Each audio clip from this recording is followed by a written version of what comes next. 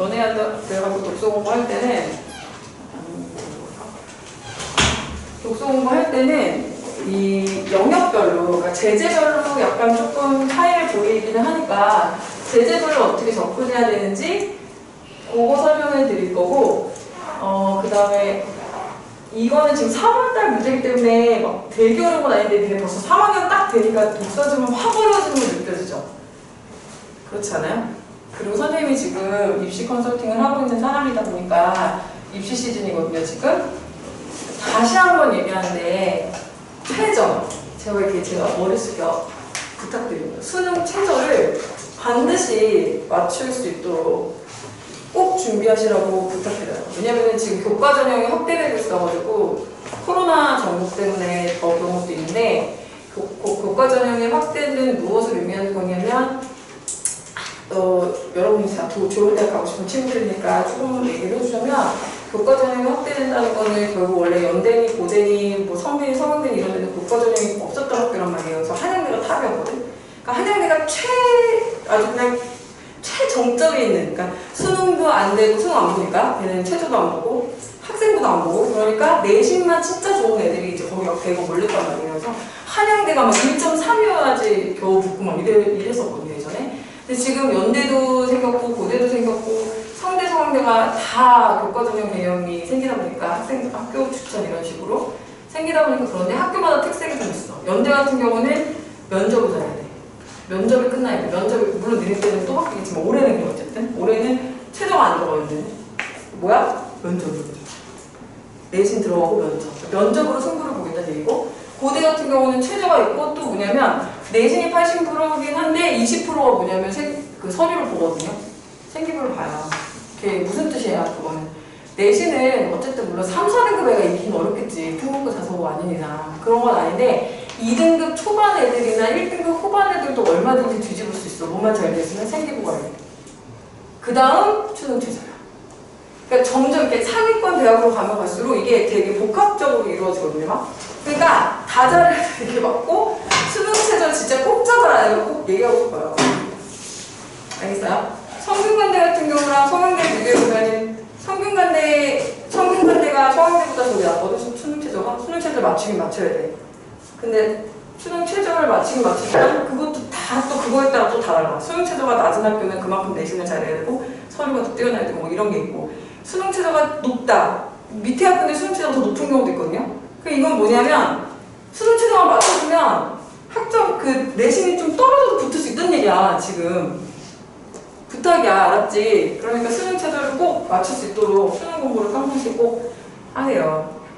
제가 진짜 간절하게 말씀드립니다. 우리 너무 보이는데 막 지금 내가 그 애들 배치하면서 너무 속상한 거지. 어떤 애들은 이제 가지고 오면은 이 생기부와 얘를 이렇게 바꾸면 붙을 수 있을 텐데 얘가 최저만 맞추면 붙을 수 있는데 이런 케이스들이 되게 많은데, 전체적으로 지금 변화의 흐름 속에서 보면 수능 최저가 대세입니다. 수능 최저를 꼭 맞추면 좋은 소식이 있을 거예요. 알겠어요? 내신 못지않게 수능 최저, 내신 당연히 중요하고 내신은 당연히 중요하고. 자, 보겠습니다. 여러분 보셨으면 아시겠지만 첫 번째 오늘 질문은 매번 이렇게 첫 번째 질문을 할 게 아니라 이제 돌아가면서 너 없어? 없어? 내가 저거 하면서 지금 물어본 거야? 내가 카톡에 남겼는데 봤어? 이게 인쇄가 여기서 연결이 돼 있어야 될 거야. 얼굴을 다 보여주네. 6, 7.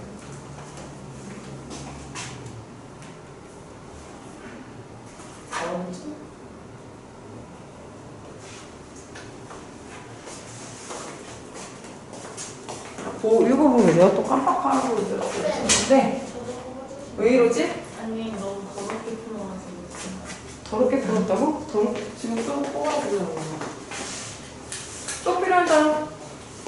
얘들아 이런 건 미리 얘기해. 왜냐면 많은 친구들이 피해를 보기 때문에 더 좋아하나? 덕분에 잘 샀어. 뭐 이러면서 싫을 수가 있어.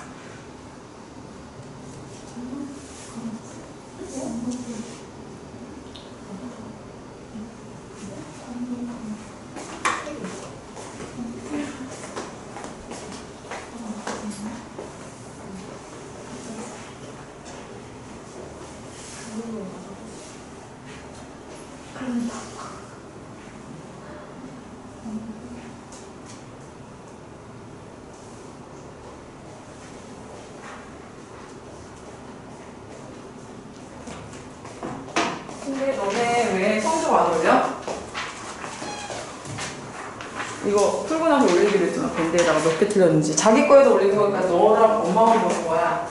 나랑 셋이. 올려놔? 몇 개 틀렸는지? 올려놓는 애들만 계속 올려놔. 자, 얘는 지금 철학 지문이에요. 철학 지문. 철학 인문 지문의 특징을 오늘 공부해보도록 하겠습니다. 철학 인문 지문 선생님이 저번에 그 비문학 설명 문제 얘기를 해줬는데 원래 다 똑같아. 뭐냐면 제일 처음에 모든 글을 읽을 때는 화제를 먼저 찾아요. 뭐에 대한 글인지, 뭐에 대한 글인지, 그 다음에 그 화제가 구체화되면서 뭐로 바뀐다?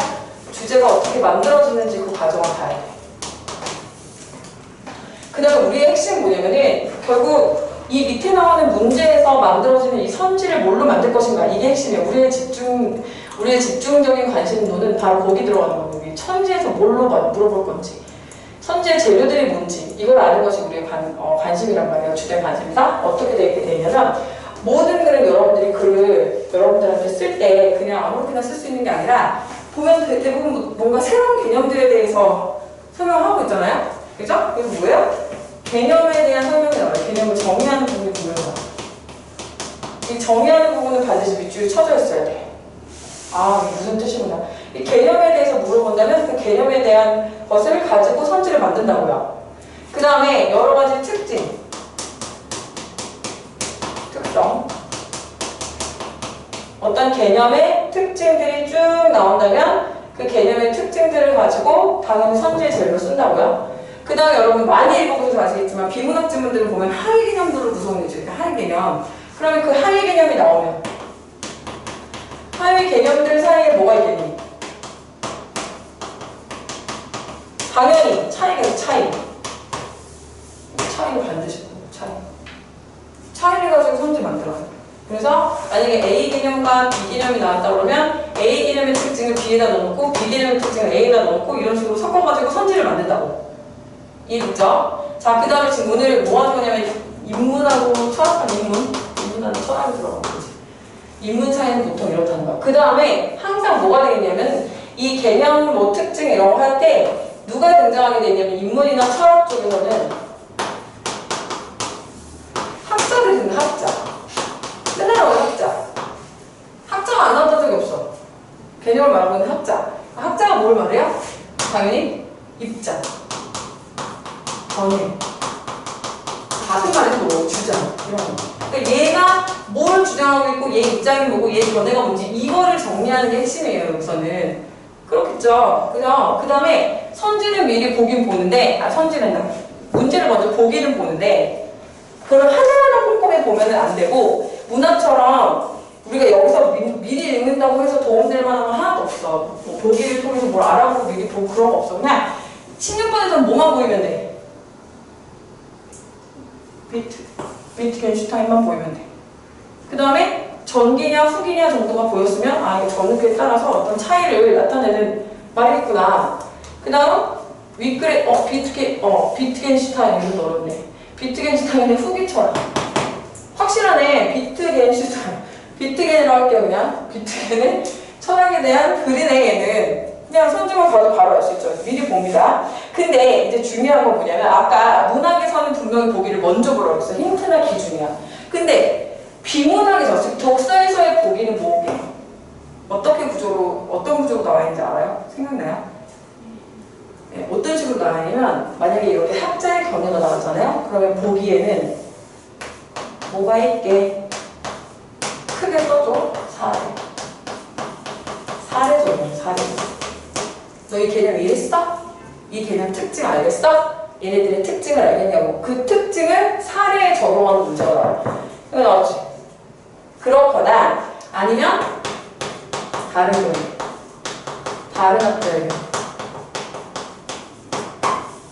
이거 주고서 어떻게 하래? 비교. 이거야. 이거밖에 없어. 인문철학에서. 선생님 또 나중에 예술은 또 다른 얘기 해줄 거예요. 예술은 맨날 똑같아. 미술은 또 뭐 나오니? 작품. 그림 나오죠, 항상. 그러니까 이 독서는 우리 수업에서 뭘 하는 거냐면 독해력은 사실 혼자 키워야 되는 거예요. 선생님이 어떻게 키워줄 수 있는 게 아니고 너희들이 집에서 매일매일 하는데 읽되 그냥 읽지 말고 이게 제재별로 어떤 특징을 가지는지 글의 구조는 어떻게 생겼는지 그렇게 봐가면서 그리고 제가 지난 시간에 강조드렸던 것처럼 집에서 문제 모든 질문을 다 분석하고 있을 수는 없겠지만 내가 일주일에 5개 하라고 했잖아.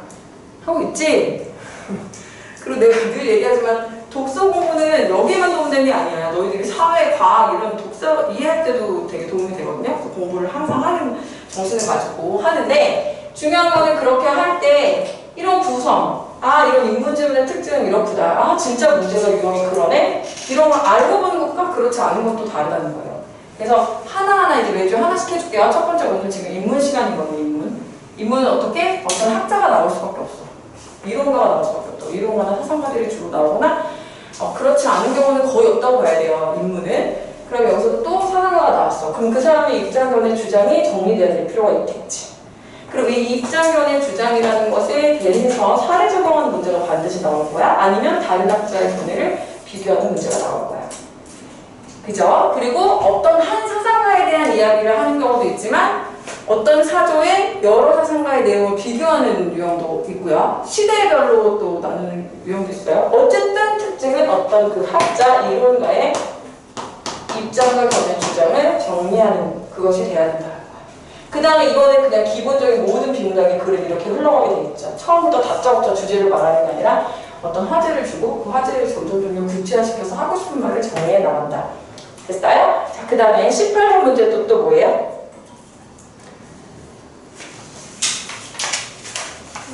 얘도 뭐야? 얘도 선행네, 그치? 얘는 문제가 되게 많이 달려있는 문제야. 하나, 둘, 셋, 넷, 5문제, 3장에. 자, 그 다음에 기억. 기억은 뭐야? 가족 유사성, 가족 유사성이라는 개념에 대해서 너 이해했어? 그 얘기지. 그 다음 니은. 이 밑줄의 의미 파악했어? 무슨 말인지 알겠어? 독해 문제에서 독해 문제. 됐죠? 어려웠어요, 이거 질문? 다 맞았어요? 다 맞았니? 네? 윤주 다 맞았어요? 틀렸어요? 이거 질문 많이 틀렸어요? 많이 틀렸어요? 자, 해볼게요. 잘 몰랐네, 내가. 가자. 뭐부터 찾으라고? 그냥 멍 때리고 보지 말라고. 여기부터죠. 자, 비트겐슈타인의 철학은 전기와 후기로 나뉘며 이런 표지 놓치면 안 돼요. 나뉜다는 거야. 전기는 논리 철학 논고, 후기는 철학적 탐구로 대표된대. 그는 철학적 문제가 언어의 애매한 사용에서 비롯된다고 보고 언어를 분석하고 비판하고 명료함으로써 철학적 문제를 해소하고 있다. 선생님이 말하고 싶은 거. 여러분들이 그냥 멍 때리면서 보는 게 아니라 뭐다? 표시하면서 봐요. 중요하다고 생각하는 거. 철학적 문제에 대해서 얘기하려는 거야. 누가? 비트겐슈타인. 언어의 애매한 사용. 언어를 어떻게 명료함으로써 철학적 문제를 해소할 수 있대. 그래서 그의 철학적 사용은 언어에 집중되어 있대. 그럼 첫 번째 문단 내용은 뭐야? 비트겐슈타인이 철학적 견해에 대해서 말하고 있는 거잖아요. 정리를 하라고 내가 정리하면서 보는 거야. 뭐야? 언어가 애매해서 철학적 문제가 생긴다는 거야, 이 사람은. 그죠? 그리고 전기와 후기의 특징으로 나뉜대. 그럼 여러분 앞으로의 글을 예고에 가면서 볼 수 있으니까 여러분들이 봤을 때 철학적 탐구에서 비트겐슈타인은 논리처럼 논거에서 주장한 그림 이론에 대해 비판적 입장을 바탕으로 전기와 다른 주장을 펼친다. 차이 나오는 거잖아. 차이를 가지고 문제 만든다니까? 그림 이론에서는 자 그럼 여기서 되게 지금 정리를 안 하고 꼬아놓고 말을 했는데 결국 그림 이론은 언제 거야? 그림 이론은 언제야? 얘들아 하위 개념으로 나뉘었지? 그럼 각각의 특징이 정리돼야 되지. 빨리빨리 정리해야 돼. 이걸 정리를 잘하는 애들이 비문학 잘 읽는 애들이야. 이걸 어떻게 100% 다 이해하고 읽겠어? 이걸 물론 100% 다 읽고 이해해서 풀면 진짜 너무 좋겠지만 그러지 못해. 사실 고3은 정말 어려운 질문 정말 많아요. 그래서 그렇게 못하거든요. 정리가 빨리빨리 되고요. 그림 이론은 언제라고요? 전기예요. 그죠? 그런데 후기 입장에서 어떻게 했대? 얘를 비판적 입장을 가지고 왔대. 그럼 두 개의 차이가 분명히 있다는 거잖아. 그치? 언어의 낱말들은 대상을 명명한 것이고 문장들은 이러한 이름을 결합한 것이라고 본다. 즉, 이런 즉 왜 나오는 거지? 앞에 내용 정리해 주는 거예요. 그죠? 그러니까 즉이나 예를 들어 이런 거를 통해서 이해를 빨리빨리 할 수 있으면 좋겠어요. 낱말의 의미는 그 낱말에 지시하는 대상이다. 알겠지? 낱말이라는 건 뭐야? 그냥 그 이름 붙인 거라고 아까 명명하고 이름 붙인 거라고 그 낱말을. 그런데 후기 철학에서 비트겐슈타인은 그림 이론과 달리 한 낱말의 의미는 자 어디 사용에 있다 뚜렷하네. 얘는 낱말을 지시하는 대상이라고 했고 얘는 낱말을 사용하는 것에 그것의 사용에 의해서 명명된다고 정해진다는 거죠. 의미가 고정되어 있는 것이 아니라 중요한 특징 차이 알겠니? 이거 다 시험 덩어리 아니야. 다 특징과 차이를 분류해서 하의 개념을 분류해서 각각의 특징과 차이를 구분할 수 있는 게 핵심이에요. 이거는 사실 인문뿐만 아니라 어떤 영역이든 다 마찬가지예요. 이게 제일 기본이에요. 제일 기본. 여기서 봐봐. 낱말이 사용되는 맥락과 규칙에 의해서 파악되는 거예요. 특징. 이와 같은 주장은 언어의 낱말이 다양한 기능을 수행할 수 있다는 것인데 그에 따르면 그러한 다양성은 확정되어 있는 것이 아니라 유동적이다. 계속 핵심이 뭐냐면 바뀌는 거고 다양한 기능을 수행할 수 있다는 거고 이게 다 특징이에요. 지금 이게 뭐야? 비트겐슈타인이 후기 철학에서 얘기한 언어의 의미야. 단어의 의미입니다. 그리고 이 글에서 계속 말하고 있는 건 뭐냐면 비트겐슈타인의 언어 철학에 대해서 지금 말해주는 건데 그 중에서 핵심 들어가봐 구체적으로. 뭐? 낱말의 의미에 대해서 계속 얘기해보죠. 낱말의 의미. 낱말이 어떤 기능을 주냐. 낱말이 어떻게 다르냐. 이렇게 했습니까? 자, 그 다음에 낱말의 의미와 관련하여 비트겐슈타인은 나왔어. 드디어. 자, 그럼 여러분이 여기까지 이거를 꼭 짚고 왔어야지 여기서 다음 게 이어지는 겁니다. 계속 얘기하고 있는 핵심이 뭐냐면 낱말의 의미를 어떻게 볼 것이냐 이거잖아. 이게 쟁점 아니에요? 이게 화제야. 낱말의 의미를 어떻게 볼 건데 하나는 뭐였어? 전기에서는 뭐였어? 그냥 지시하는 대상, 명명하는 걸로 볼 거냐? 후기에 와서는 그게 아니다. 뭐라고 보는 거야? 유동적인 것이고 기능과 의미가 어떻게 상황에 따라 맥락과 규칙에 의해서 달라지는 거라고 본다는 거야. 자, 그럼 생각해봐봐. 후기의 비트겐슈타인이 본인의 이론이긴 했지만 전기의 것을 비판했다는 것은 궁극적으로 비트겐슈타인이 주장하는 건 뭐예요? 후기 쪽인 거죠. 그걸 가지고 가는 거죠. 가족 유사성이래. 가족 유사성은 가족권 구성원들 간의 닮음을 언어에 적용한 개념으로 나왔지. 개념. 서로 겹치고 교차하는 유사성들의 복잡한 그물을 의미한다. 얘들아, 되게 추상적이죠? 무슨 말인지 모르겠지. 그래서 뭘 주는 거야? 예를 주는 거야. 그럼 빨리 예를 가지고 해석하면 돼. 놀이라는 말이 있어. 이거 지금 뭐야? 단어지 낱말. 낱말이야. 예를 들었잖아. 카드놀이, 숨바꼭질, 끝말잇기, 축구, 야구 등 다양한 대상을 지칭할 수 있지. 다 놀이지? 그렇지? 그렇다고 해서 이걸 공통적으로 나타나는 성질이 있어? 하나로 모을 수 있는 특질이 있어요? 이 중에? 이거를. 축구, 야구, 끝말잇기, 숨바꼭질, 카드놀이 이건 다 놀이잖아. 놀이는 맞지? 맞니? 그래서 놀이라고 이름을 붙일 수는 있어. 근데 이것들 전부에 공통적으로 나타나는 게 있냐는 거지. 관통하는 게. 딱히 없다는 거야. 그냥 서로 막 엉켜있다는 얘기야. 얘랑 얘는 요거 공으로 한다는 게 비슷하고 얘는 말로 한다는 게 비슷하고 얘는 뭐 카드를 갖고 한다는 게 비슷하고 얘는 앉아서 한다는 게 비슷하고 이런 식으로 겹치고 고치하는 성질이 있다는 거야.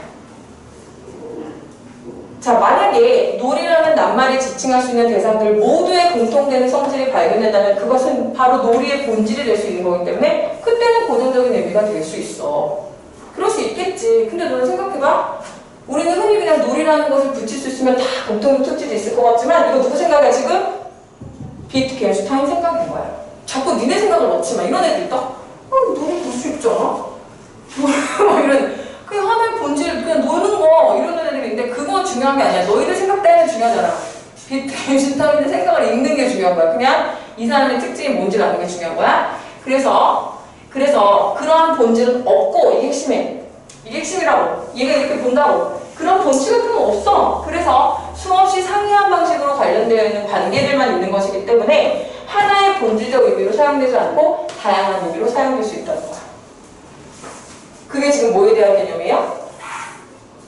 가족 유사성에 대한 개념이에요. 알겠죠? 그래서 내가 너무 문제 풀기가 어렵다 그러면 가족 유사성에 대해서 보고서 나서 10번 문제 풀어도 돼요. 너무 긴 집은 힘든 친구들 있거든요. 긴 집을 다 보고 오면 다 까먹고 있는 친구들 있잖아. 없니? 많았는데 내가 아는 바로는 많아. 많지 않니? 이거 다 읽고 와서. 그래서 선생님들마다 문제 풀이법이 다 달라. 어떤 선생님은 끝까지 다 보라고 하는 선생님들은 보통 1등급 애들 가르치는 선생님들은 중간에 봐라 이런 거 안 해. 그냥 다 보고 하라고 그래. 근데 선생님 볼 때는 만약에 내가 이제 공부를 시작했고 긴 질문이 너무 어렵다 그런 친구들은 그것도 요령이 될 수 있어요. 중간까지 와서 이 부분의 개념을 보고 먼저 19번 문제 풀고 가도 상관없습니다. 그렇게 하셔도 돼요. 선생님 그냥 갈게요. 우리는 잘하는 친구들이니까. 자, 비트겐슈타인은 언어를 놀이에 비유하여 언어놀이라는 개념을 구한 새로운 개념이 또 나왔어. 그럼 아까 뭐야? 가족 유사성이라는 개념도 하나 있었고 지금 언어놀이라는 개념도 가져왔어. 언어와 그 언어가 뒤얽혀 있는 행위들로 구성된 총체를 의미한다. 말 자체가 되게 추상적이에요. 자, 근데 이게 또 왜 되게 짓궂은 게 뭐냐면 괜히 굳이 얘를 여기 놀이로 들어놓고 더 헷갈리지 않았어요? 그지? 이걸 만약에 다른 개념으로 넣어놨으면 좀 덜 헷갈렸을 텐데 앞에서 이 놀이는 완전 상관없는 거거든요. 근데 막 엉켰겠더라고 애들이. 언어놀이라는 개념을 구하는데 그것은 언어와 그 언어가 뒤얽혀 있는 행위들로 구성된 총체를 의미한다. 얘들아 이렇게 추상적인 개념 이해가 안 되면 일단 넘어가야 돼. 이거 계속 여기서 읽고 있으면 안 돼. 시간 잡아먹으면 안 돼. 조금만 더 읽으면 의미를 파악할 수 있을 거야. 그러지 말고 여기서 물을지 안 물을지 모르는 거기 때문에 시간이 없을 때는 그냥 일단 표시 정도만 해놓고 넘어가는 거예요.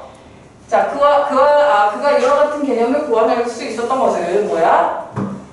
고안한 것은 언어를 말한다는 것이 어떤 활동에 일으키며 삶의 형식을 바탕으로 이루어지는 것임을 부각하기 위해서이다. 이 다음 것을 읽어보면 또 이해되기도 하거든요.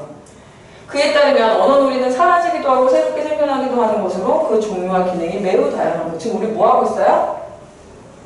언어 놀이의 개념에 대해서 얘가 지금 얘기해주는 거 듣고 있는 거야.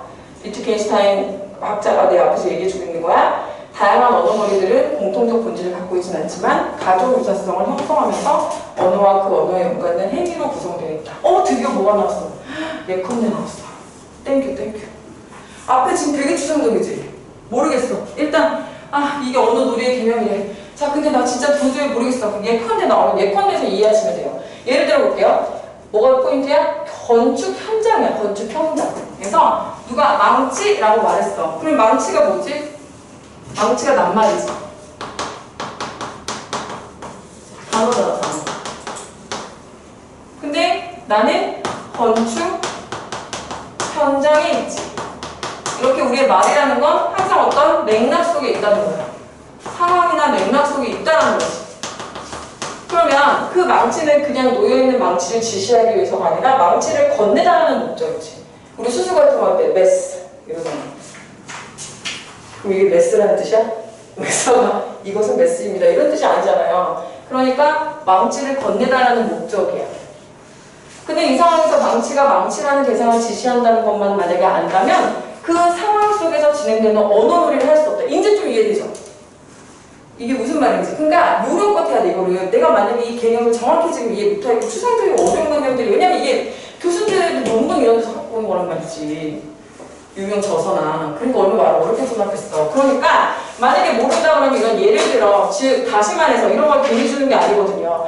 그럼 이게 무슨 뜻이야? 이게 무슨 뜻이야? 여기 말하는 게 언어를 말한다는 것은 활동의 일부고 어떤 삶의 형식을 바탕으로 하고 있다는 거지. 이런 건축 현장에서는 어떤 상황이 발생하고 어떤 맥락이 있듯이 여기서 마찬가지라는 얘기예요. 만약에 그 사람이 망치라는 것이 무슨 뜻인지 모른다면은 그냥 놓여있는 망치라는 것을 가리키는 걸로만 하고 저게 망치지 이런다면 그 놀이에 참여할 수 없다. 이해됐죠? 자, 맥락과 규칙을 알고 여기 나왔네요. 중요한 거. 맥락과 규칙을 알고 여기가 핵심이네. 맥락과 규칙을 알고 그에 따른 행위가 전제되어야 언어놀이가 가능하다는 것이다. 지금 선생님이 이렇게 목이 터져라 지금 얘기하고 있는 뭐냐면 이번 문단에서 하고 싶은 말이 무엇이냐 언어놀이라는 것에 대해서 설명을 해주는 거잖아요. 내가 그거에 대한 본질을 정확히 이해해야만 뭐를 할 수가 있어요? 문제를 풀 수가 있어요. 뭐가 돼 있어야 돼? 이 개념이 정확히 들어가 있어요. 비트겐슈타인은 언어의 규칙을 여기 나오죠? 뭐에 대해서 더 구체화시켜주고 있어요? 점점 구체화되는 거 아시겠어요? 처음에는 어떻게 했어? 비트겐슈타인이라는 사람이 언어 철학에 대해서 설명을 했어. 전기와 후기에서 후기의 입장에서 전기를 비판했다고 했어? 그래서 후기의 이야기를 하기 시작했어. 그죠? 그림 이론과 달리 후기 철학에서는 뭐라고 말했어? 그 낱말이 지시하는 대상이 아니라 뭐다? 사용에 있다라고 얘기했어. 그럼 그거에 대해서 설명하고자. 이제 두 번째 문단에서 뭐라고 얘기했냐면 맥락의 규칙에 따라 파악된다는 것이다. 이게 두 번째 후기 철학의 입장이라고 명시가 돼 있거든요. 그리고 나서 살다음 세 번째 단락, 네 번째 단락에서 다 뭐예요? 그걸 설명하기 위해서 가고 있잖아요. 맞죠? 언어라는 것이 맥락과 규칙에 의해서 사용된다는 것을 설명하는 방향으로 가고 있다는 이 맥락을, 이 방향성을, 이 흐름을, 이 구성 형태를 여러분이 눈으로 확인하시고 이해하실 수 있어야 된다는 거죠. 자, 그래서 여기 나옵니다. 이제 개념. 위트겐슈타인은 언어 규칙은 그 언어를 사용하는 사람들이 살아가는 방식, 양식이라고 할 수 있는 삶의 형식이기 때문에 뭐다? 별표를 공적인 거예요. 언어 논리에서 규칙을 따르는 어떤 활동도 하지 않는다면 그것은 언어라고 할 수 없대. 그럼 이렇게 규칙성이 없다면 자, 있는 것과 없는 것 차이. 그럼 이거 나온다고. 나온지 보라고 이제 선생님 말이 맞나. 자, 두 개가 또 하위 개념으로 나누어졌고 어떤 차이를 보인다면 이 차이를 보이는 문제들은 당연히 선지로 만든다. 그게 뭐다? 사적 언어다. 그에 따르면 사적 언어는 규칙성이 없는 것이기 때문에 어떤 사람이 다른 사람이 이해할 수 없고 그 다음에 나 자신 또한 특징이야, 특징. 뭐의? 사적 언어의 특징. 나올 거라니까? 보세요. 이제 선지에 나와요. 자신 또한 정확하게 이해할 수 없어서 언어 논리가 불가능하다라고 얘기했습니다. 자, 그 다음 6번. 위트겐슈타인은 언어 사용의 주체들의 삶의 형식의 일치가 언어 규칙을 작동하는 전제가 된다고 본다. 그러면 이제 어디로 흘러갔냐면 언어 규칙 쪽으로 흘러갔어요. 언어 규칙을 구체화하고 있지. 하나하나 단계를 밟아가면서 구체화하고 있는 걸 확인하시면 됩니다. 자, 뭐가 있어야 되는데 언어 규칙은? A네, A. 시험 문제잖아, 이거. A. 18번 문제 풀 준비해야겠지? 이거 딱 보면서 위트겐슈타인은 언어 사용의 주체들이 뭐? 얘들아, 이거 너무 중요하잖아. 삶의 형식의 일치. 그것이 언어 규칙이 작동하는 뭐래? 전제래. 이는 언어가 의사소통의 도구일 수 있으려면 정의도 돼야 되지만 얘가 망치라고 생각하는데 이걸 망치라고 생각 안 하면은 대화가 안 되는 거죠. 그러니까 기본적으로 의미가 뜻이 일치가 돼야 될 뿐만 아니라 판단에서도 일치가 돼야 된다. 정의의 일치는 낱말에 대한 정의의 일치를 말하며 판단에서의 일치는 적용 방식, 알겠죠? 규칙성. 삶을 바라보는, 그것을 바라보는 방식에서 일치를 말한다. 자, 이걸로 되게 웃긴 예를 들었는데 우리나라 사람들만 쓰는 언어들이 있어. 그지? 너네 그런 거 없니? 막 뜨거운 물 먹으면서 어른들이 시원하네. 막 더운 한증막 이런 데 들어가서 오 시원하네. 또라이. 만약에 외국인이 그걸 본다면 그 말을 이해할까? 이해 못할 거예요. 그죠? 그럼 뭐예요? 우리나라 사람들만 가지고 있는 뭐의 일치? 사고의 일치. 판단에서 일치해야 돼요. 한증막 들어가서 시원하더라고요, 어른들이. 알겠어요? 가령 북다가 의사소통의 도구가 되려면 그 말의 정의를 알아야 하고 그것이 일치해야 되고 북다를 사용하면서 반응하는 것도 일치해야 돼. 어떤 사물에 대해서 북다라고 말하면서도 그 반응이 서로 일치하지 않는다면 나는 이 얘는 좀 별로야. 이 얘는 이해 잘 안 되겠던데? 시원하다고 잘 이해되지. 북다 이해 안 되지 않아요? 그냥 갖다가 쓰기만 했고 뭐 와닿지가 않아. 어떤 사물의 세계에 대해서 북다라고 말하면서도 그 반응이 서로 일치하지 않는다면 북다라는 말은 의사소통의 도구로 사용될 수 없다. 삶의 형식의 일치가 핵심이에요. 저는 당연히 정의의 일치 플러스 판단의 일치. 정의와 판단에서도 일치합니다. 이게 삶의 형식의 일치다. 즉 언어 사용이 일치한다는 것은 동일한 삶의 형식을 공유한다라는 뜻이에요. 자, 아까도 말씀드렸지만 문제를 푸는 방식에 대해서는 선생님들마다 의견이 되게 분분한데 만약에 나는 긴 질문에 대한 부담이 있다 이런 친구들은 선생님 문제 푸는 요령 알려드릴게요. 1번 문제가 보통 내용일치 문제가 많이 나오거든요. 단순 내용일치 문제. 그 내용일치 문제는 보통 한 부분의 파트가 아니라 전체에 걸쳐 있어요. 그래서 이런 경우에도 나는 너무 긴 글이 어렵다 그러면은 또 특히 지금 질문이 해석이 하나도 안 된다 너무 어렵다 이런 경우는 끊어가는 게 맞아요. 예를 들어 볼게요.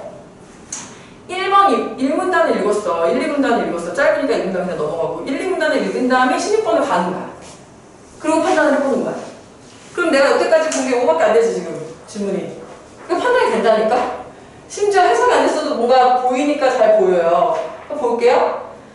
전기 철학에서 낱말의 의미는 그 낱말이 지시하는 대상이라고 보았다. 이 내용을 바로 봤단 말이야, 내 눈으로. 그지? 끝까지 읽는 게 가능한 친구는 굳이 그렇게 하지 마요. 굳이 그럴 필요 없어. 근데 내가 유독 이 지문이 잘 안 읽히고 너무 어렵다. 그런 경우는 그런 내용을 치는 그런 식으로 하면 더 잘 보여요. 그러면 우리가 목표는 뭐냐면 너희가 비문학을 못하는 이유가 뭐야? 잘하는 친구들을 미안해. 니네 얘기하는 건 아니야. 특징이 뭐냐면 읽어. 읽는다? 근데 여기서 뭐야? 기억이 나는 게 있고 안 나는 게 있지. 그치? 그러면 3개 기억나나? 3개 나면 다행이야. 그러면 2개 가지고 막 고민을 한다. 근데 특징이 뭐야? 이거에 대한 답의 근거는 어딨지? 지문에 있거든? 근데 놀랍게도 우리는 지문으로 돌아가잖아. 맞니? 왜? 시간이 없어. 불안한 거야. 그러니까 두 번째 검토할 때는 그래도 간다? 그럼 읽다가 또 이래. 그리고 다시 여기로 와. 그치? 그리고 나중에 뭐야? 이 2개 가지고 찍어. 이걸 노려보고 있다고. 이걸 노려보면 아무 의미가 없어. 근건 어딨어? 여기 있다고 여기 있다고 여기 있다고. 그래서 뭘 잘해야 되냐면 글의 구조화를 잘해야 돼. 봐봐. 모든 문장이 다 이해될 필요는 없어. 모든 문장이 다 이해되지 않을 거예요. 그건 불가능에 가까워요. 근데 글이 구조화되어 있으면 아까 예를 들어서 가족 유사성이라는 말에 대한 지문문, 저기 손지야. 근데 내가 가족 유사성의 개념 모르겠지만 가족 유사성에 대한 구조화가 되어 있으면 가족 유사성이 어디쯤 나오는지 안다고. 이해됐죠? 그럼 거기 가서 그것만 확인하면 되는데 그게 안 되는 애들은 다시 또 처음부터 막 씩씩대면서 읽는 거지. 그리고 이제 신에게 의지하는 거지. 운명에 맡기는 거야. 장면하게 틀리는 거지. 알겠니? 니네 하는 패턴 다 똑같아. 계속 이러다가 한다 이렇게 하고 다시 넘어갔다가 다시 와서 또 읽다가 우리는 아닌 거야. 우리 반 애들은 아닌 것 같다. 우리 반 애들은 별로 빵빵 터지지 않아. 이게 자기 얘기면 엄청 빵빵 터지거든. 근데 니네는 그런 다행이야. 그런 애들은 아닌 거야. 이거 점수 안 올려. 점수 올려줘. 그렇게 들렸는지 알았지? 오늘 한 것도 올려요. 자, 마지막. 그 다음 마찬가지로 A도 봐봐. A에서 지금 이만큼 읽었지? 그 다음 몇 번 문제로 봐. 18번 가는 거 같으면 A 먼저 풀고 가는 거야. 이해됐어요? 그런 식으로 하는 것도 요령이에요. 한번 요거 해볼게요. 그러면 18번 문제를 한번 A 부분만 보고서 지금 A 부분 다 읽었다. 이거 18번 문제 풀어보자. A와 보기로 관련지어서 자, 삶의 형식하고 관련해서 이건 아까 뭐라 그랬니? 정의의 일치와 판단의 일치 기억나세요? 가에 대해서 의논했을 때 간을 어떻게 보느냐에 따라 토끼로도 보이고 오리로도 보인대. 신기하지? 되게 이런 거 좋아하지? 나 처음에 토끼는 어떻게 봐야 되는지 몰랐는데 입이 여기더라고. 귀가 여기고. 토끼 귀 너무 어거지죠? 문제를 만들기 위해서 이렇게 하면. 자, 가를 오리라고만 말하는 사람들끼리는 오히려 오리 형상에 대한 정의의 일치는 이루어질 수 있으나 판단의 일치에서 판단의 일치가 이루어지지 않는 것이다. 어떻지? 맞는 말이야? 판단의 일치가 이루어져야 같이 오리라고 하는 거지. 둘 다 일치가 돼야지 말하는 거니까. 틀렸어요? 가는 대상을 보는 방식이 삶의 형식에 아무런 영향을 받지 않는다고요? 그래요? 밀접하다는 얘기라는 거죠. 그죠? 오리나 토끼라는 낱말에 대한 정의의 일치가 이루어지지 않더라도 바라보는 방식이 일치하면 가를 설명하는 언어사용 일치요? 아니라고 그랬어. 대놓고 말했잖아. 정의도 일치해야 되고 판단도 일치해야 된다고. 그치? 그러니까 정의의 일치가 이루어지지 않더라도 틀린 거죠. 토끼나 오리의 형성에 관한 삶의 형식의 일치가 이루어진 사람들은 끊고 가를 토끼나 오리라고 말하는 것에 대한 판단에서도 일치가 이루어졌을 것이다. 그죠? 동일한 낱말을 말하면 필연적으로 그 낱말에 대한 판단에서의 일치가 이루어지므로 동일한 낱말의 사용 여부가 가를 오리나 토끼를 규정하는 데서 영향을 줄 거다. 맞아요? 그냥 발음만 하면 필연적이에요? 무조건 판단에서 일치가 이루어져요? 그렇지 않다고 했어요. 그렇지 않기 때문에 문제가 생긴다고 했어요. 이렇게 문제를 풀고 가는 방법도 있다. 다 읽어도 되고 알려드렸어요. 그 다음 기억이 된다. 삶의 형식의 일치가 언어 규칙의 작동 가능성의 전제라는 것은 사적 언어가 존재할 수 없다는 것을 함축한다. 자, 사적 언어 얘기를 아직 마무리 안 졌네요. 사적 언어는 존재할 수 없대. 자, 사적 언어는 나의 의식을 출발점으로 삼는 유아론적 세계의 언어래. 언어의 규칙이 작동 가능한 영역은 나의 의식이 유아론적 세계가 아니라 너, 나, 타인을 모두 포함한 공동체, 즉 우리의 삶의 세계를 다 포함하고 있어야 돼. 언어 규칙.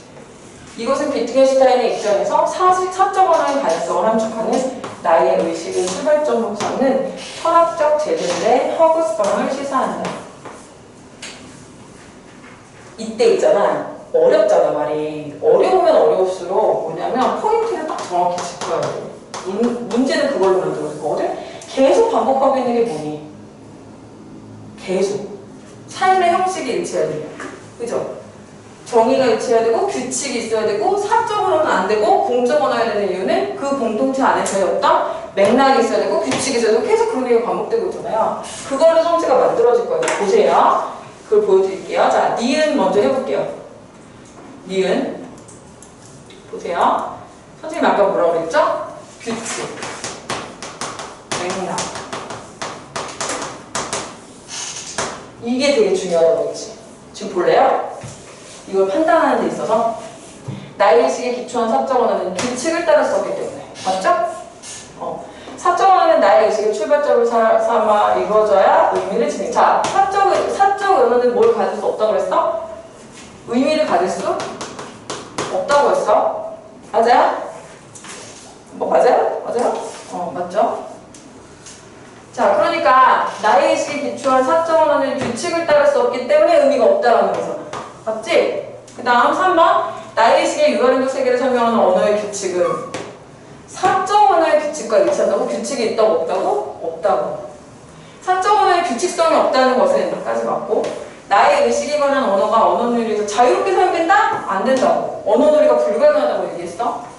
나의 의식은 우리들의 삶의 세계와 맺고 있는 관계가 언어의 규칙을 생성하는 데 토대로. 자, 보세요. 결국은 되게 복잡해 보여도 결국 이 사람이 계속 강조했던 게 뭐냐면 규칙이니 맥락이니 어떤 의미를 가지려면 이런 사회적 의미를 가지려면 규칙이니 맥락이니 언어놀이가 가능해야 되고 계속 반복했던 얘기들이 있잖아요. 그걸로 성취가 만들어지는 거예요. 복잡해 보이지만 맥락을 이해하시고 가시면 더 쉬울 거다.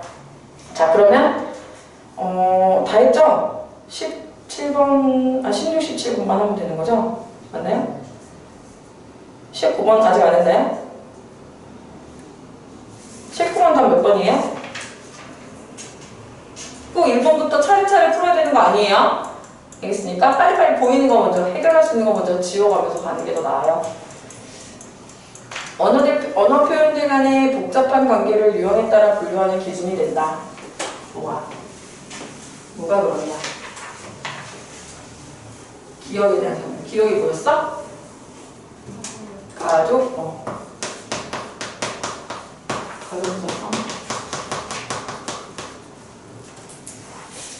가족 유사성이 뭐라고요? 서로 겹치고 교차하는 유사성의 그물이다 라고 설명했어요. 그거와 해당하는 거, 가장 적절한 거? 다 몇 번? 2번. 1번 볼게요. 복잡한 관계를 유형에 따라 분류할 수 있다고 했어요? 분류가 안 된다고요. 막 얽혀 있다고요. 그물처럼. 얘랑은 얘가 이만큼 일치하고 얘는 얘랑 이만큼 일치하고 이래서 안 된다고요. 언어놀이 규칙이 언어놀이들 간의 유사성과 관련이 없다고요? 관련이 있죠.